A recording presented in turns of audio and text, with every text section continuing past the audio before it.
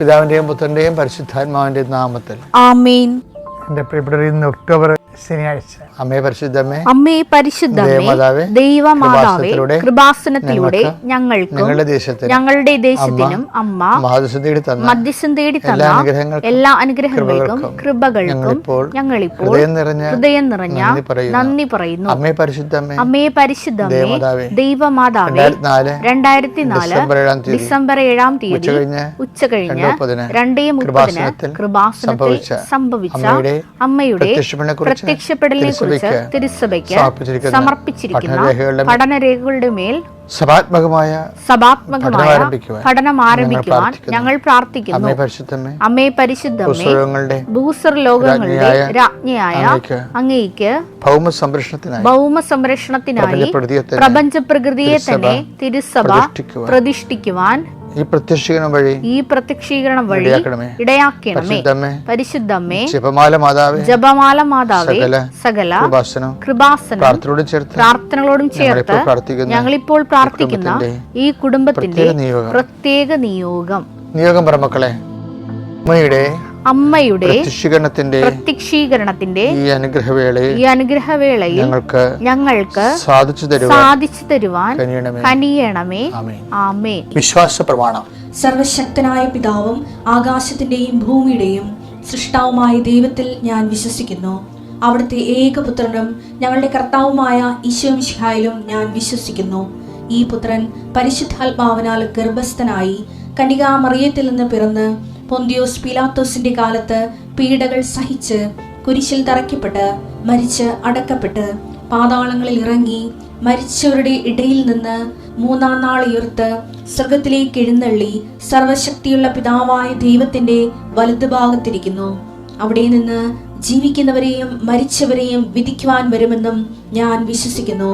പരിശുദ്ധാത്മാവിലും ഞാൻ വിശ്വസിക്കുന്നു.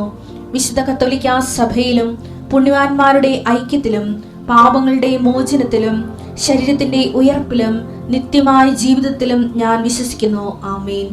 സുഖസ്ഥനായ ഞങ്ങളുടെ പിതാവേ, അങ്ങയുടെ നാമം പൂജിതമാകണമേ. അങ്ങയുടെ രാജ്യം വരണമേ. അങ്ങയുടെ തിരുമനസ് സ്വർഗത്തിലെ പോലെ ഭൂമിയിലും ആകണമേ. അന്നു വേണ്ടുന്ന ആഹാരം ഇന്ന് ഞങ്ങൾക്ക് തരണമേ.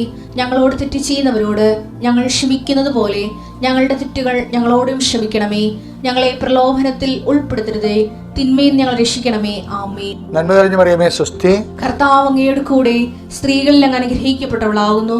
അങ്ങയുടെ ഉദരത്തിൻ ഫലമായി ഈശോ അനുഗ്രഹിക്കപ്പെട്ടവനാകുന്നു. പരിശുദ്ധ മറിയമേ, തമ്പുരാന്റെ അമ്മേ, പാപികളായ ഞങ്ങൾക്ക് വേണ്ടി ഇപ്പോഴും ഞങ്ങളുടെ മരണസമയത്തും തമ്പുരാനോട് അപേക്ഷിക്കണമേ. ആമേൻ.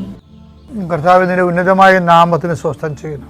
കർത്താവിന്റെ വിശുദ്ധ പൗരോഹിത്യത്തെ മഹത്വപ്പെടുത്തണമേ. കർത്താവിൽ സഭയിലുള്ള സാന്നിധ്യം പ്രകടമാക്കണമേ. 19 വർഷം ഞാൻ അർപ്പിച്ച കുർബാനയുടെ യോഗ്യതയാണ്. കൃപാസനത്താലെ ജീവനോടെ പ്രത്യക്ഷപ്പെട്ട പരിശുദ്ധ അമ്മയുടെ മാധ്യസ്ഥത്തിലെ ഞാൻ മക്കളെ കർത്താവിൻ്റെ നാമത്തിൽ ആശീർവദിക്കണം. വഴക്കിട്ടുപോയി മക്കൾ വിളിക്കാത്ത മക്കൾ, ഫോൺ എടുക്കാത്ത മക്കൾ, സംസാരിക്കാത്ത വ്യക്തികൾ അവിടെ എല്ലാം കർത്താവിൻ്റെ സന്നിധിയെ സമർപ്പിച്ച് പ്രാർത്ഥിക്കുന്നു. കല്യാണങ്ങൾ വന്നും പോയിരിക്കുന്നു. പല കല്യാണങ്ങൾ നടക്കുന്നില്ല. അതുപോലെ തന്നെ പല കാര്യങ്ങൾക്കും ഒത്തുചെയ്യ സമയമാകുമ്പോൾ പണമില്ലാത്ത അവസ്ഥ വരുന്നു. എന്ത് ചെയ്യുമെന്നറിയാൻ പാടില്ലാതെ അന്തം മുട്ടി നിൽക്കുന്ന മക്കളെ അവരെ കർത്താവിൻ്റെ നാമത്തിൽ അവരെ ആശീർവദിക്കുന്നു. കർത്താവ് ഇന്നത്തെ മക്കളുടെ ചിന്തകൾ, ഇന്ന് മക്കൾ പേടിക്കുന്ന വിഷയങ്ങൾ, സങ്കടപ്പെടുന്ന സാഹചര്യങ്ങൾ, ആലോചിക്കുന്ന വിഷമതകൾ എല്ലാം കർത്താവ് ഏറ്റെടുക്കണമെന്ന് പ്രാർത്ഥിക്കുന്നു. കർത്താവ് ജീവിതമാർഗങ്ങൾ ലഭിക്കുമെന്ന് വിചാരിച്ച് പ്രതീക്ഷിച്ചിരുന്ന വിഷയം കയ്യിൽ നിന്ന് വിട്ടുപോയവർ സങ്കടപ്പെട്ട് കർത്താവെ അവർ ഒരു തരത്തിലും സമാധാനമില്ലാതെ വിഷമിക്കുന്നുണ്ട്. പല ബന്ധങ്ങൾ വിട്ടുപോയത് കാരണം, പല തരത്തിലുള്ള പരാജയങ്ങൾ വന്നുപോയത് കാരണം, പല ആശിച്ചിരുന്ന പല വിഷയങ്ങളും കയ്യിൽ നിന്ന് വിട്ടുപോയത് കാരണം, പ്രതീക്ഷിച്ചിരുന്ന റിസൾട്ട് കിട്ടാതിരുന്നത് കാരണം വേദനിച്ച് ജീവിക്കുന്നവരുണ്ട്. കർത്താവെ അവർക്ക് പുതിയൊരു ജീവിതം നൽകണമെന്ന് പ്രാർത്ഥിക്കുന്നു. ഇനി ഇതുപോലെ പോട്ടെ, എങ്ങനെയും പോയി ഒടുങ്ങട്ടെ, തീർന്നല്ല എന്ന് വിചാരിച്ചുകൊണ്ട് നിരാശപ്പെട്ട് സ്വയം പരാഗി ജീവിക്കുന്നവരുടെ മേൽ കർത്താവിൻ്റെ രക്തം തളിക്കപ്പെടട്ടെ എന്ന് പ്രാർത്ഥിക്കുന്നു. എൻ്റെ കർത്താവിൻ്റെ ഉന്നതമായ നാമത്തിൽ, സഭയുടെ അധികാരത്തിൽ, കുരിശിൻ്റെ അടയാളത്തിൽ, ദൈവശക്തിയ ദൈവവേദന ഞാൻ അനുഗ്രഹിക്കപ്പെടട്ടെ. നീ ദൈവത്തിൻ്റെ മുമ്പിൽ ഒരു വലിയ ആളാകാൻ ഉദ്ദേശിക്കുന്നുണ്ടെങ്കിൽ നീ ഓർക്കും, ഞാൻ 3 മണിക്ക് എഴുന്നേറ്റ് പ്രാർത്ഥിച്ചേക്കാം. അങ്ങനെ പ്രാർത്ഥിക്കുന്നത് ഞാനും പ്രാർത്ഥിക്കാറുണ്ടൊക്കെ. അപ്പോൾ നമ്മളോർക്ക് നമ്മളാകുമ്പോൾ സ്റ്റിക്ക് ഓൺ ചെയ്യും. 3 മണിക്ക് എഴുന്നേറ്റ് പ്രാർത്ഥിക്കാമെന്നാണ് സ്റ്റിക്ക് ഓൺ ചെയ്യും. അപ്പോൾ നമ്മളോർക്കും അതിൻ്റെ വലിയ സംഭവം നടക്കുന്നുണ്ടാകും. നടക്കുന്നില്ലെന്നല്ല പറയണത്. നടക്കുന്ന എല്ലാ കാര്യങ്ങൾക്കും സഭയുടെ പാരമ്പര്യമായിട്ടുള്ള എല്ലാ ആചാരാനുഷ്ഠാനങ്ങൾക്കും അതിൻ്റേതായിട്ടുള്ള അർത്ഥവും മൂല്യവും വെയിറ്റേജും ഒക്കെ ഉണ്ട്. പക്ഷേ എന്ത് വെയിറ്റേജ് ആയാലും നിധി എപ്പോഴും വരണ എന്തിലായിരിക്കും? മൺപാത്രത്തിലായിരിക്കും. 2 കൊരിന്ത്യർ 4:7. എന്നാൽ പരമമായ ശക്തി ദൈവത്തിൻ്റെതാണ്, ഞങ്ങളുടേതല്ല എന്ന് വെളിപ്പെടുത്തുന്നതിന് ഈ നിധി മൺപാത്രങ്ങളിലാണ് ഞങ്ങൾക്ക് ലഭിച്ചിട്ടുള്ളത്. അപ്പം നമ്മൾ ചില്ല് പാത്രം കൊണ്ട് ചെന്നാൽ കിട്ടത്തില്ല നടത്താം. സ്വർണ്ണപാത്രം കൊണ്ട് ചെന്നാലും വിളമ്പി കിട്ടത്തില്ല. ഇത് കണ്ടെയ്ൻ ചെയ്യണമെങ്കിൽ മൺപാത്രം തന്നെയായിരിക്കണം. അപ്പോൾ ഈ നിധി മൺപാത്രത്തിനാണ് ലഭിച്ചത്. സ്റ്റാറ്റസ് ലോ ചെയ്തിട്ട് പലതരം പാത്രങ്ങളുണ്ട്. പക്ഷെ കൃപ കണ്ടെയ്ൻ ചെയ്യണ മൺപാത്രത്തിലായിരിക്കും. അതെപ്പോഴും ഓർത്തേക്കണം. നിന്നെ മൺപാത്രമാക്കുക. ഇപ്പം നീ ഒരു വലിയ ഉദ്യോഗസ്ഥനാണ്. 6 മാസം കഴിയുമ്പോൾ നിൻ്റെ തൊപ്പി പോകും. ആരെങ്കിലും ഭാരം വെച്ച് പോയതായിരിക്കും. അപ്പം തന്നെ നീ ഒരു കേസ് കൊടുക്കും. നീ കേസ് കൊടുത്തു, അത് പ്രശ്നമൊന്നുമില്ല. ആർക്കത് വേണ്ടി നിനക്ക് തിരിച്ച് കിട്ടും. പക്ഷെ നീ അതിൻ്റെ പേര് അവനെ ശപിക്കാനോ അവന് പാര വെക്കാനോ സൂചി വെക്കാനോ ഒന്നും പോരുത്. എന്താ കാര്യം? നിന്നെ മൺപാത്രമാക്കാനുള്ള ദൈവത്തിൻ്റെ ശ്രമം. നിങ്ങൾ ദൈവത്തെ വിശ്വസിക്കുന്നുണ്ടെങ്കിൽ മാത്രമേ, കാര്യം ദൈവത്തെ വിശ്വസിക്കുന്നുണ്ടെങ്കിൽ വേറെ കുറേ അധികം കാര്യങ്ങൾ വിശ്വസിക്കേണ്ടി വരും നമുക്ക്. കാര്യം നിങ്ങൾ ഓർക്കണത് ദൈവത്തെ വിശ്വസിക്കണം എന്ന് പറയുമ്പോൾ കുറച്ച് പ്രമാണങ്ങൾ വിശ്വസിക്കണമെന്നാണ്. ഡോക്യുമെൻ്റ് അല്ലേ, ഡോഗ്മാസ് സഭ സംരക്ഷിച്ചോളൂ, ഒരു കുഴപ്പമൊന്നുമില്ല. അതിന് സഭയ്ക്ക് സംവിധാനങ്ങളുണ്ട്. പക്ഷെ അത് ആധ്യാത്മികമായിട്ട് ഡയറക്റ്റ് വരുമ്പോൾ ദൈവത്തിൻ്റെ കുറേ പരിചരണ ട്രീറ്റ്മെൻറ്റ്സ് ഉണ്ട്. അത് ചിലപ്പോൾ ഡയറക്റ്റ് ഡോക്യുമെൻ്റായിട്ട് ബന്ധപ്പെട്ടതായിരിക്കില്ല. അല്ലാത്ത എൻ്റെ ഡോക്യുമെൻ്റ് ഉണ്ടാവും. പക്ഷെ അതേസമയം തന്നെ ട്രീറ്റ്മെൻ്റ് എന്ന് പറയുന്നത് ചിലപ്പോൾ എല്ലാം കുരുപ്പടിയുള്ള പോലെ കുരുപ്പടി ഇല്ലാത്ത ട്രീറ്റ്മെൻ്റ് ആയിരിക്കും. അത് ഓരോരുത്തർക്കും പറ്റുന്ന രീതിയിലാണ്. അതുകൊണ്ട് എപ്പോഴും നമ്മൾ ശ്രദ്ധിക്കേണ്ട രീതി വെച്ചാൽ, ഇപ്പം അനനിയാസേ പൗലോസ് പിടിക്കപ്പെട്ട് കഴിഞ്ഞതിന് ശേഷം കർത്താവിനാൽ പിടിക്കപ്പെടുകയില്ല. കുതിരപ്പുറത്തുനിന്ന് കർത്താവ് തള്ളി താഴിട്ട് പൂട്ടിട്ട് പിടിക്കത്തില്ലേ. അപ്പം എന്നിട്ട് അനനിയാസിൻ്റെ കൊടുക്കുവരെ കൈ ഏൽപ്പിച്ച് കൊടുക്കും. അപ്പോൾ എനിക്ക് പേടിയാണ് അവനെ. അപ്പോൾ നമ്മുടെ ആൾക്കാരെ കൊല്ലണമെന്നാണ് ഞാൻ കേട്ടിരിക്കണമെന്ന് പറയും. അപ്പോൾ കർത്താവ് പറഞ്ഞ റെസ്പോൺസ് ഉണ്ട്. അപ്പോസ്തല പ്രവർത്തനം 9:15.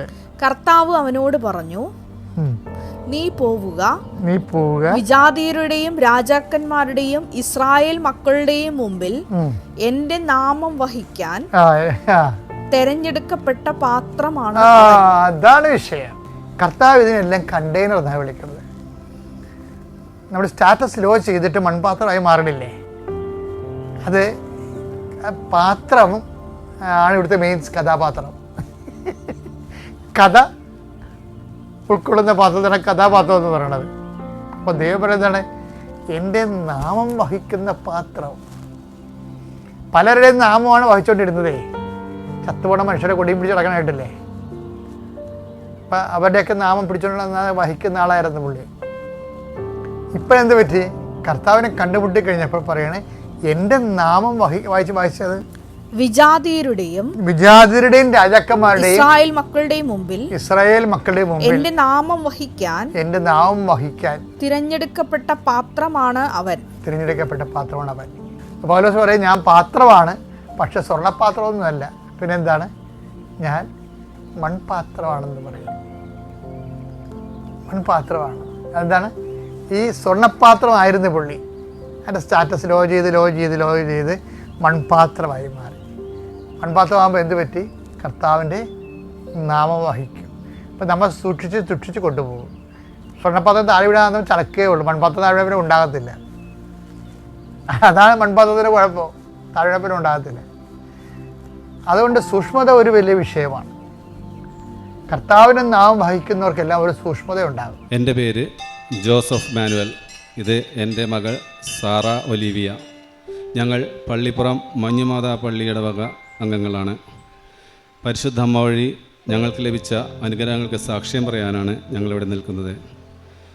ഞാൻ ഏകദേശം 13 വർഷത്തോളമായി പ്രവാസ ജീവിതം നടത്തിക്കൊണ്ടിരിക്കുന്ന ആളാണ്. പല വർഷങ്ങളായാണ് ഞാനിങ്ങനെ പ്രവാസ ജീവിതം നയിക്കുന്നത്. എന്നാൽ ഇതുവരെ എനിക്ക് ഒരു ബാങ്ക് ബാലൻസോ അല്ലെങ്കിൽ ഒരു അക്കൗണ്ട് പോലുമോ നല്ല പോലെ ഇല്ലാത്ത ഒരു മനുഷ്യനാണ് ഞാൻ. അങ്ങനെ ഞാൻ 2019 വലിയ പ്രാരാബ്ധ പ്രശ്നങ്ങളൊന്നും ഇല്ലെങ്കിലും ഇവിടെ വന്ന് ഉടമ്പടി എടുക്കുവാൻ എന്നെ അമ്മ ഇങ്ങോട്ട് ക്ഷണിച്ചു.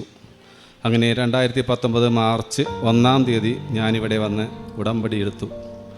അതിനുശേഷം എൻ്റെ ജീവിതത്തിൽ സാമ്പത്തികമായ അനുഗ്രഹങ്ങളൊന്നും പരോക്ഷമായിട്ട് പ്രത്യക്ഷമായി കണ്ടില്ലെങ്കിലും പ്രത്യക്ഷമായ മാതാവിൻ്റെ സാന്നിധ്യം ഒരുപാട് എൻ്റെ ഭവനത്തിൽ ഞങ്ങൾ അനുഭവിച്ചു.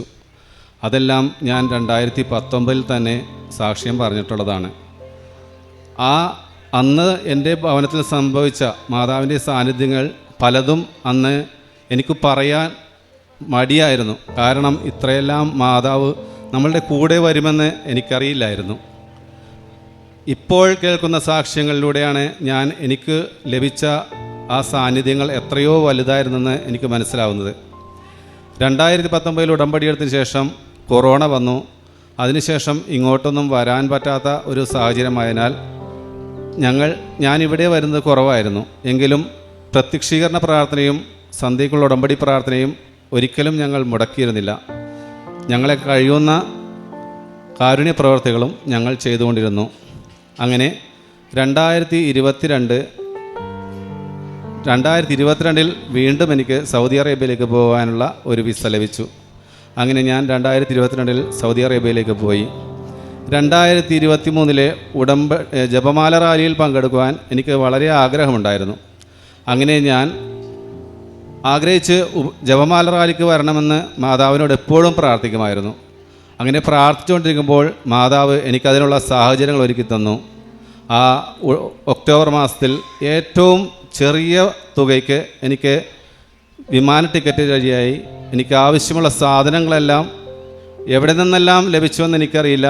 അങ്ങനെ ഞാൻ 2023 ജപമാല റാലിക്ക് സന്തോഷപൂർവ്വം വന്ന് പങ്കെടുത്തു. അപ്പോൾ അതിന് മുമ്പ് തന്നെ എനിക്കൊരാഗ്രഹം ഉണ്ടായിരുന്നു, ഒന്ന് യൂറോപ്പിലേക്ക് പോയാൽ എൻ്റെ കുടുംബം രക്ഷപ്പെടുമല്ലോ എന്ന്. അങ്ങനെ ഞാൻ അതിനായിട്ടും പ്രാർത്ഥിക്കുമായിരുന്നു. അങ്ങനെ ഒരു ദിവസം ഞാൻ എൻ്റെ റൂമിൽ പ്രാർത്ഥിച്ചുകൊണ്ടിരിക്കുമ്പോൾ ഞാൻ എൻ്റെ കഴിഞ്ഞുപോയ പല നല്ല വിസ ചാൻസുകളും നഷ്ടപ്പെട്ടതിനോർത്ത് കണ്ണീരൊഴുക്കി പ്രാർത്ഥിക്കുകയായിരുന്നു മാതാവിനോട്. അങ്ങനെ പ്രാർത്ഥിച്ചു കഴിഞ്ഞ് ഞാൻ എൻ്റെ ഫോൺ എടുത്ത് ഓപ്പൺ ആക്കിയപ്പോൾ ഫസ്റ്റ് യൂട്യൂബിൽ വന്ന വചനം, നിൻ്റെ കണ്ണിൽ നിന്നും വീണ കണ്ണുനീർ ഈശോയുടെ ആണിപ്പഴുതുകളുള്ള കരങ്ങളിലേക്കാണ് വീണതെന്നാണ് ഞാൻ കണ്ടത്. അപ്പോൾ എനിക്കെന്തോ ദൈവം എന്നെ കണ്ടിട്ടുണ്ടെന്ന് എനിക്കൊരു തോന്നലുണ്ടായിരുന്നു. അങ്ങനെ പിറ്റേന്ന് ഉച്ചയായപ്പോൾ എനിക്ക് പരിചയമില്ലാത്ത ഒരു നമ്പറിൽ നിന്നും എനിക്കൊരു കോൾ വന്നു. സൗദി അറേബ്യയിലേക്ക് ഇന്ത്യയിൽ നിന്നാണ് കോൾ വരുന്നത്. സാധാരണ എനിക്ക് പരിചയമില്ലാത്ത നമ്പറുകളൊന്നും അറ്റൻഡ് ചെയ്യാറില്ല. എന്നാൽ അന്ന് ഞാൻ ആ കോൾ അറ്റൻഡ് ചെയ്തപ്പോൾ കേരളത്തിലെ ഒരു ട്രാവൽ ഏജൻസി എന്നെ വിളിക്കുകയായിരുന്നു. അതിനു മുമ്പ് ഒരു കാര്യം പറയാൻ മറന്നുപോയി. ഞാൻ ഫേസ്ബുക്കിലൂടെയെല്ലാം യൂറോപ്പ് വിസയ്ക്കായി ഒരുപാട് ട്രൈ ചെയ്തുകൊണ്ടിരുന്നു. അന്നെല്ലാം എനിക്കൊരു പ്രശ്നമുണ്ടായിരുന്നത്, എനിക്ക് ഏജ് 45 എബവ് ആയിരുന്നു. അപ്പോൾ അവർ എല്ലാവരും പറയും 45 വയസ്സിന് മേലെ പ്രായമുള്ളവരെ ഞങ്ങൾക്ക് വേണ്ട എന്ന്. എനിക്കാണെങ്കിൽ 50 വയസ്സും കഴിഞ്ഞു. അങ്ങനെ ഇരിക്കുമ്പോഴാണ് ഞാൻ ഈ പ്രാർത്ഥിച്ചതും മാതാവ് എന്നെ കേട്ടതും. അങ്ങനെ കേരളത്തിൽ നിന്നുള്ള ട്രാവൽസ് എന്നെ വിളിച്ചപ്പോൾ ഞാൻ പറഞ്ഞു, എനിക്ക് 50 വയസ്സ് കഴിഞ്ഞു, അപ്പോൾ ഇനി എനിക്ക് വിസ കിട്ടാൻ ചാൻസ് ഇല്ല. അപ്പോൾ അവർ എന്നോട് ഇങ്ങോട്ട് ചോദിച്ചു, ചേട്ടന് യൂറോപ്പിലേക്ക് പോകാൻ താല്പര്യമുണ്ടെങ്കിൽ ഞങ്ങളത് ശരിയാക്കി തരാമെന്ന് പറഞ്ഞു. അപ്പോൾ അതിൻ്റേതായിട്ടുള്ള എമൗണ്ടുകളെല്ലാം സംസാരിച്ചപ്പോൾ ഞാനുടനെ എൻ്റെ ഫോൺ എടുത്ത് എൻ്റെ ഭാര്യയ്ക്ക് നാട്ടിലേക്ക് വിളിച്ചിട്ട് പറഞ്ഞു, ആ വചനപ്പെട്ടിയെടുത്ത് നീ ഒന്ന് നോക്ക്, ഇതിനകത്ത് എന്ത് വചനമാണ് ഈശോ നമ്മളോട് പറയുന്നെന്ന് നോക്കാൻ പറഞ്ഞു. അങ്ങനെ ഭാര്യ അതെടുത്ത് നോക്കിയപ്പോൾ ഭാര്യയ്ക്ക് കിട്ടിയ വചനം യോഹന്നാൻ 15:16, നിങ്ങൾ എന്നെ തിരഞ്ഞെടുക്കുകയല്ല ചെയ്തത്, ഞാൻ നിങ്ങളെ തിരഞ്ഞെടുക്കുകയാണ് ചെയ്തത് എന്നുള്ള വചനമാണ് ലഭിച്ചത്. അപ്പോഴെനിക്ക് വേറെ ഒന്നും ചിന്തിക്കാനുണ്ടായില്ല. ഞാൻ ഭാര്യയോട് പറഞ്ഞു, വിസ പ്രോസസ്സിങ്ങിനായുള്ള അഡ്വാൻസ് പണം എത്തിക്കാൻ പറഞ്ഞു. അങ്ങനെ ഭാര്യ എൻ്റെ സഹോദരിയുടെ ഭവനത്തിൽ നിന്നും പണം കടം വാങ്ങി കൊണ്ടുപോയി അവിടെ കൊടുത്തു. അങ്ങനെ എൻ്റെ വിസ പ്രോസസ്സിങ് ആരംഭിച്ചു. അങ്ങനെ ഇരിക്കുകയാണ് 2023 ജപമാല റാലിക്ക് പങ്കെടുക്കാൻ ഞാൻ വരുന്നത്. അങ്ങനെ വന്ന് ഡിസംബറിൽ എനിക്ക് വിസ ഇൻ്റർവ്യൂ ലഭിച്ചു. സൗദി അറേബ്യയിലെ സ്ലോവാക്യ എംബസിയിലാണ് വിസ ഇൻ്റർവ്യൂ. അങ്ങനെ ഞാൻ വളരെ ഹാപ്പി ആയിരുന്നു. ഇവിടെ വന്ന് ജപമാല റാലിയെല്ലാം കൂടി വളരെ ഹാപ്പിയായി അവിടെ ചെന്നു. ഇൻ്റർവ്യൂ അറ്റൻഡ് ചെയ്തു ഡിസംബറിൽ. അന്ന് എനിക്ക് ഇംഗ്ലീഷ് അത്ര പരിചയമില്ലാത്തതുകൊണ്ട് അതുകൊണ്ടും പിന്നെ ഞാൻ അവിടെ എംബസിയിലെത്താൻ ഒരു 7 മിനിറ്റ് വൈകിയിരുന്നു. അവിടെ ചെന്നപ്പോൾ തന്നെ അവിടെ നിന്നിരുന്ന സ്ത്രീ വളരെ ഷൗട്ട് ചെയ്യുകയും പിന്നീട് എനിക്ക് 1 മാസത്തിന് ശേഷം വിസ റിജക്റ്റായി എന്ന് പറഞ്ഞ് മെസ്സേജ് വരികയും ചെയ്തു. എങ്കിലും ഞാൻ ഒട്ടും പതറിയില്ല. സങ്കടം വന്നു, എങ്കിലും അത് മാതാവിൻ്റെ ഒരു ആഗ്രഹമായിരിക്കുള്ളൂ എന്ന് ഞാൻ വിചാരിച്ചു. കാരണം സാക്ഷ്യങ്ങളിലൂടെ എല്ലാം കേൾക്കാറുണ്ട്, എന്തെങ്കിലും ഒരു അനുഗ്രഹം താമസിച്ചാൽ അതിലും നല്ലത് വരാനായിരിക്കുമെന്നുള്ളത്. ഞാൻ സാക്ഷ്യങ്ങളൊന്നും തന്നെ കാണാതിരിക്കില്ല. ഒരു ദിവസം എത്ര സാക്ഷ്യം ഇവിടുന്ന് അപ്ലോഡ് ചെയ്താലും അത് വൈകിട്ട് ഞാൻ കിടക്കുന്നതിന് മുമ്പ് അതെല്ലാം കണ്ട് ഷെയർ ചെയ്തിട്ടേ ഞാൻ സാധാരണ കിടക്കാറുള്ളൂ. മറ്റുള്ള വീഡിയോസൊന്നും കാണാൻ എനിക്ക് കൂടുതൽ താല്പര്യമില്ല. ഞാൻ കൂടുതലും സാക്ഷ്യങ്ങൾ മാത്രമേ കാണാറുള്ളൂ. അങ്ങനെ എനിക്ക് ആ വിസ നഷ്ടമായി. ഞാൻ അതിൽ പ്രശ്നമൊന്നുമില്ലാതെ മുന്നോട്ട് പോകുമ്പോൾ വീണ്ടും ഈ ട്രാവൽസ് പറയുകയാണ്, നമുക്ക് വേറെ ഒരു കമ്പനിയിലേക്ക് സ്ലോവാക്യയിലേക്ക് തന്നെ നോക്കാമെന്ന് പറഞ്ഞു. അപ്പോൾ ആദ്യത്തെ വിസ റിജക്റ്റ് ആയപ്പോൾ തന്നെ എനിക്ക് ഏകദേശം 1 ലക്ഷം രൂപ എനിക്ക് നഷ്ടമായി. പക്ഷേ ഇത് വീണ്ടും അവർ പറഞ്ഞപ്പോൾ ഞാൻ ഒട്ടും മടിച്ചില്ല. ഞാൻ പറഞ്ഞു സ്റ്റാർട്ട് ചെയ്തോളാൻ പറഞ്ഞു. മറ്റൊന്ന്, ഞാനൊരു ഡ്രൈവറാണ്, ട്രെയിലർ ഡ്രൈവറാണ്. ഞാൻ സൗദിയിൽ വർക്ക് ചെയ്തപ്പോഴെല്ലാം വളരെ തുച്ഛമായ സാലറിയാണ് വർക്ക് ചെയ്തുകൊണ്ട്. അതുകൊണ്ടാണ് ഞാൻ ഈ യൂറോപ്പിലേക്ക് പോകാനുള്ള താല്പര്യമെടുത്തത്. അങ്ങനെ രണ്ടാമതും വിസ പ്രോസസ്സിങ് നടന്നു. 2024 ജപമാല റാലിയിലും പങ്കെടുക്കുവാൻ എനിക്ക് മാതാവ് അനുഗ്രഹം നൽകി. അന്നും ഇതുപോലെ ഈ ടിക്കറ്റ് ഫെയറിനുള്ള പണം എവിടെ നിന്ന് ലഭിക്കുന്നെന്ന് എനിക്കറിയില്ല. എനിക്ക് ഏറ്റവും തുച്ഛമായ നിലയ്ക്ക് ടിക്കറ്റ് ലഭിച്ചു. ഞാൻ അടുത്ത വർഷവും ഇവിടെ ജപമാല റാലിയിൽ പങ്കെടുത്തു. ആ ജപമാല റാലിയിൽ പങ്കെടുത്ത് ഞാൻ തിരിച്ചു പോയപ്പോൾ എനിക്ക് വീണ്ടും അടുത്ത വിസയ്ക്കായി അവർ റെഡിയാക്കി. അവർ പറഞ്ഞു, ഇനി സൗദി അറേബ്യയിലെ എംബസിയിൽ നോക്കണ്ട, നമുക്ക് ഡൽഹിയിൽ നോക്കാമെന്ന് പറഞ്ഞു. അങ്ങനെ കഴിഞ്ഞ ജനുവരി ആയപ്പോഴേക്കും എനിക്ക് മെസ്സേജ് വന്നു, മാർച്ച് 10-ാം തീയതി വിസ ഇൻ്റർവ്യൂ നടത്തണം, ഡൽഹിയിലാണെന്ന് പറഞ്ഞു. അങ്ങനെ ഞാൻ വീണ്ടും അവിടെ നിന്ന് ലീവ് എടുത്ത് ഡൽഹിയിലേക്ക് പോയി. ഡൽഹിയിലേക്ക് പോകാനായി ഞാനിവിടെ വന്ന് ആദ്യം അച്ഛനെ കണ്ട് അനുഗ്രഹം വാങ്ങിക്കണം എന്നുള്ളൊരു ഉദ്ദേശത്തോടെ ഞാനിവിടെ വന്നു. അങ്ങനെ ഞാൻ അന്ന് വന്ന ദിവസം എപ്പോഴും എനിക്കൊരു 7 എന്നുള്ളൊരക്കം എന്നെ ചേസ് ചെയ്യുന്നുണ്ട്. അപ്പോൾ ഇവിടെ വന്ന് എനിക്ക് ടോക്കൺ കിട്ടിയത് 7ാമത്തെ നമ്പർ.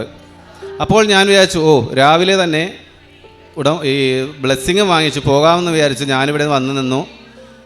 അന്ന് അച്ഛൻ വന്നത് ഉച്ചയ്ക്ക് 2 മണി കഴിഞ്ഞപ്പോഴായിരുന്നു. പക്ഷേ എനിക്കൊരു പരാതി ഉണ്ടായില്ല. ഞാൻ ആ റൈറ്റ് സൈഡിൽ മാറി അവിടെ ഇരുന്നു. ആദ്യം രോഗികളെല്ലാം ബ്ലെസ് ചെയ്തു. അതിനുശേഷം ഇൻ്റർവ്യൂക്കാരെ വിളിച്ചപ്പോൾ വൈകിട്ട് ഒരുപാട് ലേറ്റായി. അപ്പോൾ ഞങ്ങളോട് ലൈനായിട്ട് നിൽക്കാൻ പറഞ്ഞു. അച്ഛന് കൂടുതൽ ടൈമില്ല, അച്ഛൻ ക്ഷീണിതനായിരുന്നു. അപ്പോൾ ലൈനായി നിന്നപ്പോൾ ഞാൻ നിൽക്കുന്നത് 7ാമത്തെ ആളായിട്ട് തന്നെ. അങ്ങനെ അച്ഛൻ എന്നെ ബ്ലെസ് ചെയ്ത് വിട്ടു. ഞാൻ ഡൽഹിയിലേക്ക് പോയി. ഡൽഹിയിൽ പോയി മാർച്ച് 10-ാം തീയതി ഇൻ്റർവ്യൂവിന് ചെല്ലുമ്പോൾ ഞാൻ പറഞ്ഞു, മാതാവേ നീ എൻ്റെ കൂടെ വരണം. എൻ്റെ അടുത്ത് പണമൊന്നുമില്ല, എങ്കിലും ഞാൻ യൂറോപ്പിലേക്ക് പോകണമെന്നുള്ള ഒരു ആഗ്രഹത്തോടെ, പിന്നെ എൻ്റെ കുടുംബം ഒന്ന് രക്ഷപ്പെടുത്തണമെന്നുള്ള ഒരു ആഗ്രഹത്തോടും കൂടിയാണ് ഞാൻ പോകുന്നത്. അപ്പോൾ എൻ്റെ കൂടെ വരണമേ മാതാവേ എന്ന് പറഞ്ഞാണ് ഞാനവിടെ പോയത്. അപ്പോൾ ഞങ്ങൾ 10 പേരുള്ള ഒരു ഗ്രൂപ്പായിട്ടാണ് ഡൽഹിയിൽ ചെന്നു. രാവിലെ BLSലേക്ക് ചെന്നു. അവിടെ ചെന്ന് കഴിഞ്ഞപ്പോൾ 10ാമത്തെ ആളിൽ 7ാമത്തെ ആളായിട്ട് ഞാൻ അകത്തേക്ക് കയറി. ഓഫീസിനകത്ത് ചെന്നു, ടോക്കൺ കിട്ടി. അങ്ങനെ വെയിറ്റ് ചെയ്തുകൊണ്ടിരുന്ന് അപ്പോൾ ഞാൻ അവിടെ ഇരുന്നു പ്രത്യക്ഷീകരണ പ്രാർത്ഥനയും വിശ്വാസ പ്രമാണമെല്ലാം ചൊല്ലിക്കൊണ്ടിരുന്നു.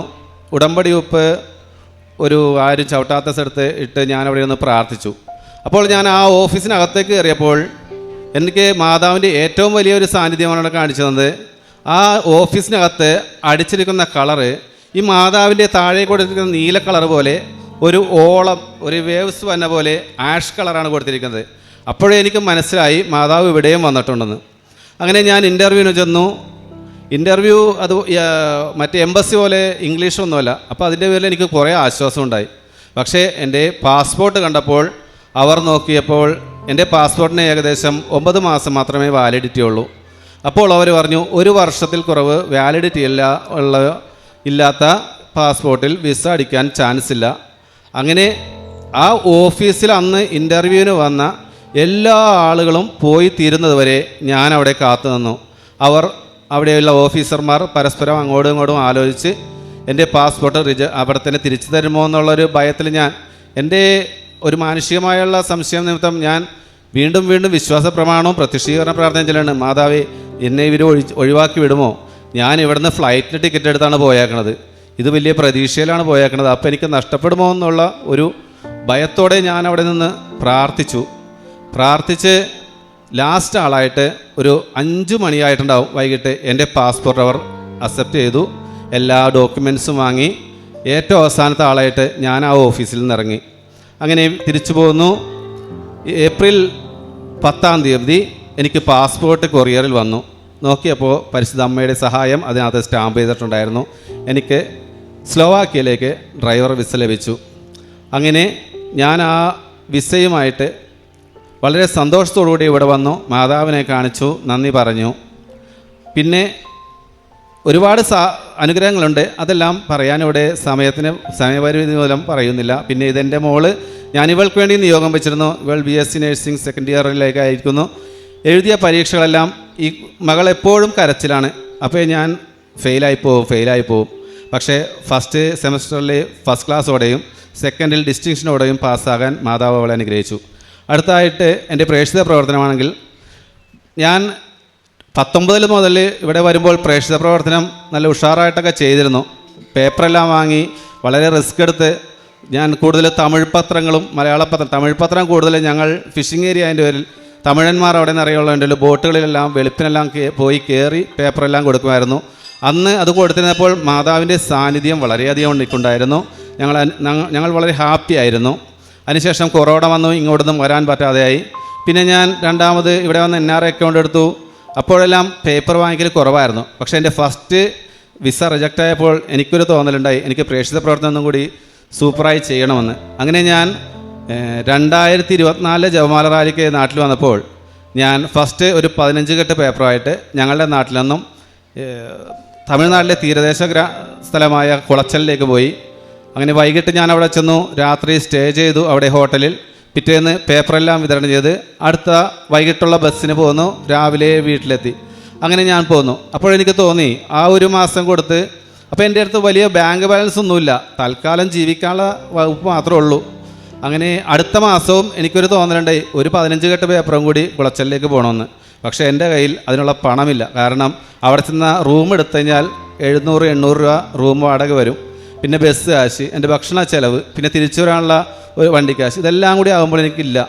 അപ്പോൾ ഞാൻ കരുതി എനിക്കൊരു പുതിയ സ്കൂട്ടർ ഞാൻ വാങ്ങിച്ചിരുന്നു. പണമില്ലെങ്കിൽ ഞാനൊരു സ്കൂട്ടർ വാങ്ങിയിട്ടുണ്ടായിരുന്നു. അപ്പോൾ എനിക്ക് തോന്നി എൻ്റെ അടുത്ത് സ്കൂട്ടർ ഉണ്ടല്ലോ, ഞാൻ അതുമെടുത്ത് രാവിലെ വീട്ടിൽ നിന്നിറങ്ങി ഇവിടെ വന്ന് 7:30 കുർബാന കൂടി 15 കെട്ട് പേപ്പർ വാങ്ങി ഏകദേശം ഒരു 11 മണി പോലെ ഇവിടെ നിന്ന് ഞാൻ കുളച്ചലിലേക്ക് സ്കൂട്ടർ ഓടിച്ചു. എൻ്റെ നാട്ടിൽ നിന്ന് ഏകദേശം 320 കിലോമീറ്റർ ദൂരമുണ്ട് കുളച്ചലിലേക്ക്. അങ്ങനെ ഞാൻ ഇവിടെ നിന്ന് പോയി വഴി നീളെ മലയാളം പേപ്പർ കുറച്ച് വാങ്ങിച്ചിട്ടുണ്ടാവുള്ളൂ. 3-4 കെട്ട് 3 കെട്ട് തന്നെ വാങ്ങിയിട്ടുണ്ടാവുള്ളൂ. അത് ഞാൻ ചില ഓട്ടോ സ്റ്റാൻഡിലൊക്കെ നിർത്തി കൊടുത്തു. പിന്നെ നേരെ വൈകിട്ട് 4:30 മണിയോടെ ഞാൻ കുളച്ചലിലെത്തി. ഈ 15 കെട്ട് പേപ്പർ ഞാനവിടെ കൊടുത്തു. വീടുകളിലും പള്ളികളിലും കാണുന്ന അവിടെ തമിഴ്നാട്ടുകാർ നമ്മൾ പേപ്പർ കൊടുത്താൽ ഏറ്റവും വലിയ അനുഗ്രഹം. തമിഴ്നാട്ടിലെ മക്കൾ, തീരദേശത്തുള്ളവർ മരിയൻ ഭക്തരാണ്. നമ്മൾ ഈ കൃപാസനത്തിലെ പേപ്പറാണെന്ന് പറഞ്ഞാൽ അവർ നമ്മുടെ അടുത്ത് ഓടി വരും ഈ പേപ്പർ വാങ്ങിക്കാൻ. അങ്ങനെ ഞാൻ വൈകിട്ട് ഏകദേശം 5:30-6 മണിയോടെ പേപ്പർ കൊടുത്തു. അവിടെ നിന്ന് തിരിച്ചോടി ഇങ്ങോട്ട് ഓടി ഏകദേശം 11 മണിയോളം അവിടെ ഈ നടയിൽ വന്നു. അപ്പോൾ ഇവിടെ എല്ലാം കാലിയാണ്. ഞാൻ ആ മാതാവിൻ്റെ മുമ്പിൽ വണ്ടി നിർത്തി കുറച്ച് നേരം പ്രാർത്ഥിച്ചു. മാതാവിനോട് ടാറ്റ പറഞ്ഞു. മാതാവേ, ഇനി എൻ്റെ അടുത്ത് പൈസ ഒന്നുമില്ല, ഇനി പ്രേക്ഷിത പ്രവർത്തനം ചെയ്യാനുള്ള കണ്ടീഷനൊന്നും എൻ്റെ അടുത്തില്ല, ഞാനിനി തിരിച്ചു പോവുകയാണ് സൗദിയിലോട്ട്. അങ്ങനെ പറഞ്ഞാണ് ഞാൻ പോയപ്പോഴാണ് ഇപ്പോൾ എനിക്ക് വിസ എല്ലാം സ്റ്റാമ്പ് ചെയ്ത് വന്നത്. കാരണം മാതാവിന് മനസ്സിലായി. അതിനു മുമ്പ് 2 ദിവസം മുമ്പ് ഞാനും എൻ്റെ മോളും വീട്ടിൽ ക്ലീൻ ചെയ്തുകൊണ്ടിരിക്കുമ്പോൾ വീണ് എൻ്റെ നടുവേദന ഉണ്ടായിരുന്നു. ഞാൻ ആ നടുവേദന എനിക്കിരിക്കാൻ വയ്യായെങ്കിലും ഞാൻ 700-750 കിലോമീറ്റർ വണ്ടി ഓടിച്ച് രാത്രി 2 മണിക്ക് ഞാൻ വീട്ടിലെത്തി പ്രേക്ഷിത പ്രവർത്തനം ചെയ്ത്. അങ്ങനെ ആ പ്രേക്ഷിത പ്രവർത്തനവും എന്നെ മാതാവിനിൽ സഹായം ലഭിച്ചു. അടുത്തായി കാരുണ്യ പ്രവർത്തികളാണെങ്കിൽ ഞങ്ങൾ ഇടയ്ക്കൊക്കെ 2-3 പ്രാവശ്യം ഹോസ്പിറ്റലുകളിൽ ഭക്ഷണം കൊടുത്തിട്ടുണ്ട്, അല്ലാതെ എപ്പോഴും കൊടുത്തിട്ടില്ല. പിന്നെ ഞങ്ങളുടെ മുമ്പിൽ ആര് സഹായത്തിന് അഭ്യർത്ഥിച്ചാലും ഞങ്ങൾ കൊടുക്കും. ഫേസ്ബുക്കിലൂടെ എല്ലാം ആർക്കെങ്കിലുമൊക്കെ ഞങ്ങളെ കൊണ്ടാവുന്ന സഹായം ചെയ്യും. അതുപോലെ ഞങ്ങളുടെ അയൽവക്കത്തെ എല്ലാവരും എന്തെങ്കിലും അസുഖങ്ങളൊക്കെ ഉണ്ടെങ്കിൽ ഞങ്ങളെ കൊണ്ടാവുന്നത് ഞങ്ങൾ ചെയ്യും. പിന്നെ എനിക്ക് ജീവിതത്തിലുണ്ടായ മാറ്റം, ഞാൻ എല്ലാ ദിവസവും പരിശുദ്ധ ബലിയിൽ പങ്കെടുക്കും. അത് എത്ര കാറ്റും മഴയും എന്താണെങ്കിലും ഞാൻ പോകും. 5 മണിക്ക് എഴുന്നേറ്റ് പ്രത്യക്ഷ പ്രാർത്ഥനയും നമ്മുടെ അച്ഛൻ്റെ ഡെയിലി ബ്ലെസ്സിങ്ങും കണ്ടു കഴിഞ്ഞാൽ പിന്നെ എനിക്ക് പള്ളിയിലേക്ക് പോകണം. ഞാൻ അങ്ങനെ പോയി കുർബാന കൂടും, ദിവ്യകാരുണ്യം സ്വീകരിക്കും, 2 ആഴ്ച എത്തുമ്പോൾ കുമ്പസാരിക്കും. അങ്ങനെ ഞങ്ങളുടെ കുടുംബത്തിന് വളരെ സമാധാനമുള്ളൊരു അന്തരീക്ഷത്തിലേക്ക് ഞങ്ങളിപ്പോൾ കടന്നുകൊണ്ടിരിക്കുകയാണ്. മാതാവും ഈശോയും വഴി ഞങ്ങൾക്ക് ലഭിച്ച എല്ലാ നന്മകൾക്കും 1 കോടി നന്ദി അർപ്പിച്ചുകൊണ്ട് ഞാൻ എൻ്റെ വാക്ക് നിർത്തുന്നു. പത്രോസ് എഴുതിയ ലേഖനം 1-ാം ലേഖനം 5-ാം അധ്യായം 6-ാം തിരുവചനം പറയുന്നു: ദൈവത്തിൻ്റെ ശക്തമായ കരത്തിൻ കീഴിൽ നിങ്ങൾ താഴ്മയോടെ നിൽക്കുവിൻ. അവിടുന്ന് തക്ക സമയത്ത് നിങ്ങളെ ഉയർത്തിക്കൊള്ളും. നിങ്ങളുടെ ഉത്കണ്ഠകളെല്ലാം അവിടുത്തെ ഏൽപ്പിക്കുവിൻ. അവിടുന്ന് നിങ്ങളുടെ കാര്യത്തിൽ ശ്രദ്ധാലുവാണ്. ജോസഫ് മനുവേലിൻ്റെ കാര്യത്തിൽ കർത്താവ് വളരെ ശ്രദ്ധാലുവായിരുന്നു എന്നാണ് ഈ സാക്ഷ്യം നമ്മോട് വിളിച്ചു പറയുന്നത്. പരിശുദ്ധ അമ്മയുടെ തിരുനടയിൽ വന്ന അദ്ദേഹം ഉടമ്പടി ഓരോ പ്രാവശ്യവും പുതുക്കി പ്രാർത്ഥിച്ചപ്പോൾ തനിക്ക് വലിയ പ്രതീക്ഷയായിരുന്നു പരിശുദ്ധ അമ്മ എന്നെ കൈവിടുകയില്ല എന്ന്. താൻ നിരന്തരമായി സാക്ഷ്യങ്ങൾ കേട്ടുകൊണ്ടിരുന്നപ്പോൾ എല്ലാവരെയും പടിപടിയായി ഉയർത്തുന്ന അമ്മ എന്നെ ഒരു നാൾ വളരെ വലിയൊരു പൊസിഷനിലേക്ക് എത്തിക്കുമെന്ന് അദ്ദേഹം വളരെ ശക്തമായി വിശ്വസിച്ചു. തൻ്റെ കുടുംബത്തിൻ്റെ വലിയ പ്രാരാബ്ദങ്ങളിലൂടെ കടന്നു പോകുമ്പോഴും തനിക്കൊരു പരാതിയുമില്ല. എന്നെങ്കിലും അമ്മ എന്നെ ആശ്വസിപ്പിക്കും, എന്നെ ഉയർത്തും, എൻ്റെ കുടുംബത്തിനും ഒരു ഐശ്വര്യമുണ്ടാകുമെന്ന് അദ്ദേഹം ഈ ഉടമ്പടിയിലൂടെ വിശ്വസിച്ചു. ദൈവം വാഗ്ദാനങ്ങളിൽ വിശ്വസ്തനാണെന്നാണ് ഓരോ ഉടമ്പടി സാക്ഷ്യങ്ങളും നമ്മോട് വിളിച്ചു പറയുന്നത്. ഓരോ ഉടമ്പടി സാക്ഷ്യങ്ങളും പ്രത്യക്ഷീകരണത്തിൻ്റെ സാക്ഷികളായി ഇവിടെ വന്ന് ഈ അൾത്താരയിൽ സാക്ഷ്യം പറയുമ്പോൾ അവർക്ക് നന്മയുടെ കഥകളും പരിശുദ്ധ അമ്മ തൻ്റെ കൂടെ നടന്ന ആ സാമീപ്യവുമാണ് അവർക്ക് പറയാനുള്ളത്, ചെയ്യാനുള്ളത്. അദ്ദേഹം ഇൻ്റർവ്യൂവിനായി പോയപ്പോൾ താനൊരു സാധാരണ ഡ്രൈവറായിരുന്നു. വളരെ തുച്ഛമായ ശമ്പളം കൊണ്ട് മാത്രം പുറംനാടുകളിൽ ജോലി ചെയ്ത് തനിക്കൊരു ആഗ്രഹം അമ്മയെ അറിയിച്ചു. എനിക്ക് യൂറോപ്യൻ കൺട്രികളിൽ പോയി ഒരു ജോലി ചെയ്യണം, പക്ഷേ തൻ്റെ പ്രായം ഇനി അതിന് അനുവദിക്കുന്നില്ല. പക്ഷേ ദൈവത്തിൻ്റെ വാഗ്ദാനമാണത്, തക്ക സമയത്ത് അവിടുന്ന് നിന്നെ ഉയർത്തിക്കൊള്ളുമെന്ന്. നമ്മുടെ ഓരോരുത്തരുടെയും സമയത്തിനായി നാം കാത്തിരിക്കുമ്പോൾ ഒരു വളരെ കാലഘട്ടം നാം നീണ്ട കാത്തിരിപ്പ് പരിശുദ്ധ അമ്മ വന്ന് സമയച്ചുരുക്കത്തിൻ്റെ അമ്മ തൻ്റെ സമയ ഘടികാരവുമായി വന്ന് പറയുകയാണ്: മകനെ, മകളെ, ഇതാണ് സമയം. ഞാൻ നിനക്കായി എൻ്റെ മകനോട് പ്രാർത്ഥിച്ച് നിൻ്റെ സമയച്ചുരുക്കം ഞാനിതാ പ്രാപിച്ചിരിക്കുന്നു. നീ ഉയർന്ന് വളർന്ന് വലുതാകേണ്ട ഒരു സമയമാണ് എന്ന് നമ്മെ ഓർമ്മിപ്പിക്കുകയാണ്. ഓരോ ഉടമ്പടി നിബന്ധനകളിലും ഉടമ്പടി ജീവിതത്തിലും തനിക്ക് വളരെയധികം മാറ്റമുണ്ടാവുകയാണ്. താൻ വളരെ വ്യത്യസ്തമായി ചിന്തിക്കാനും എൻ്റെ ചിന്തകൾ മറ്റുള്ളവരിൽ നിന്ന് വളരെ വ്യത്യസ്തമാണെന്ന് മനസ്സിലാക്കാനും താനൊരു ക്രിസ്തീയ ജീവിതത്തിൻ്റെ ക്രിസ്തീയ മൂല്യങ്ങളുടെ ഒരു ഉടമയാണെന്ന് വളരെ ബോധ്യങ്ങളോടുകൂടി ജീവിക്കാനുള്ള കൃപ നമുക്ക് ഉടമ്പടിയിലൂടെ ലഭിക്കുകയാണ്. വിശുദ്ധ കൊച്ചു ത്രേസ്യ തൻ്റെ പുസ്തകം, പ്രാർത്ഥനാ പുസ്തകം അടച്ചപ്പോൾ അതിലിങ്ങനെ പറയുന്നുണ്ട്: ഈശോയുടെ രക്തം വാർന്നൊഴുകുന്ന, ആണിപ്പഴുതുള്ള കയ്യിൽ നിന്ന് രക്തം വാർന്നൊഴുകുന്ന ഒരു ചിത്രം പുറത്തേക്ക് തള്ളി വന്നു. ആ ഒരു ചെറിയ ചിത്രത്തിൽ നിന്ന് വിശുദ്ധ കൊച്ചു ത്രേസ്യ വായിച്ചെടുക്കുന്നത് ഈശോയുടെ പീഡാനുഭവങ്ങളെയും ആത്മാക്കൾക്ക് വേണ്ടിയുള്ള ദാഹവുമാണ്. ജോസഫ് എപ്പോഴും പ്രാർത്ഥിക്കുമ്പോഴും വിശുദ്ധ വായനയിലൂടെ കടന്നു പോകുമ്പോഴും വിശുദ്ധ ഗ്രന്ഥത്തെ ആധാരമാക്കി താൻ ജീവിക്കുമ്പോൾ ഈശോ എനിക്ക് വേണ്ടി ദാഹിക്കുന്നു, അനേകം മക്കൾക്ക് വേണ്ടി ദാഹിക്കുന്നു എന്നുള്ള മെസ്സേജ് കണ്ടെത്തുവാൻ അദ്ദേഹത്തിന് സാധിക്കുന്നു. തൻ്റെ വിശുദ്ധ ഗ്രന്ഥത്തിലുള്ള ആഴമായ വിശ്വാസവും ബോധ്യങ്ങളും ഇതൊരു കെട്ടുകഥയല്ല എന്ന് വിശ്വസിക്കാനുള്ള തീക്ഷ്ണമായ ആഗ്രഹവും അതേക്കുറിച്ച് മറ്റുള്ളവരോട് പറയാനുള്ള തീക്ഷ്ണമായ ആഗ്രഹവും. ഞാനിപ്പോൾ യാത്ര ചെയ്ത കിലോമീറ്ററുകളുടെ കണക്ക് പറയുകയായിരുന്നു. എൻ്റെ പ്രേക്ഷിത പ്രവർത്തനത്തിൽ ഞാൻ ഇപ്പോഴും തളർന്നിട്ടില്ല. ഞാൻ എൻ്റെ ഈശോയ്ക്ക് വേണ്ടി ജോലി ചെയ്യുമ്പോഴാണ് എനിക്കിതെല്ലാം സാധ്യമായത്. ഈശോ പറയുന്നു: ആദ്യം അവിടുത്തെ രാജ്യവും അവിടുത്തെ നീതിയും അന്വേഷിക്കുക, മറ്റുള്ളതെല്ലാം നിന്നോട് കൂട്ടിച്ചേർക്കപ്പെടും. ജോസഫിന് ആവശ്യമായ കാര്യങ്ങളെല്ലാം ഈശോ കൂട്ടിച്ചേർക്കുകയാണ് പരിശുദ്ധ അമ്മ. സമയാസമയങ്ങളിൽ ലഹരിയുള്ള വീഞ്ഞ്, മേൽത്തരം വീഞ്ഞ് നൽകി ലഹരി പിടിപ്പിക്കുന്ന ഒരു അനുഭവമാണ് ഉടമ്പടിയിലൂടെ സംഭവിക്കുന്നതും അതാണ്. 6 കൽഭരണികളാണ്, ഒഴിഞ്ഞ കൽഭരണികളിലാണ് വെള്ളം നിറച്ചത് ആ വെള്ളത്തെ മറ്റൊന്നായി രൂപാന്തരപ്പെടുത്തുന്നു. ക്രിസ്തുവിനിൽ രൂപപ്പെടുന്നതുവരെ ഞാൻ ഈറ്റുനോവ് അനുഭവിക്കുന്നു എന്ന് പൗലോസ്ലീഹ പറയുന്നത് ഇതാണ്. നമ്മുടെ കഷ്ടതകളിലൂടെ കടന്നു പോകുമ്പോഴും അനുകൂലവും പ്രതികൂലവുമായ സാഹചര്യങ്ങൾ വരുമ്പോഴും വേദനാജനകമായ പോരായ്മകളുള്ളപ്പോഴും ഈശോ എനിക്ക് സമീപസ്ഥനാണ്, പരിശുദ്ധ അമ്മ എൻ്റെ കൂടെയുണ്ടെന്നുള്ള വലിയ തിരിച്ചറിവാണ് ഓരോ ഉടമ്പടി സാക്ഷ്യവും നമ്മളോട് ഓർമ്മിപ്പിക്കുന്നത്. ജോസഫ് മനുവേലിൻ്റെ മനോഹരമായ സാക്ഷ്യത്തിന് പരിശുദ്ധ അമ്മയ്ക്കും ഈശോയ്ക്കും വലിയൊരു കയ്യടി നൽകി നമുക്ക് ഈ സാക്ഷ്യം സമർപ്പിക്കാം.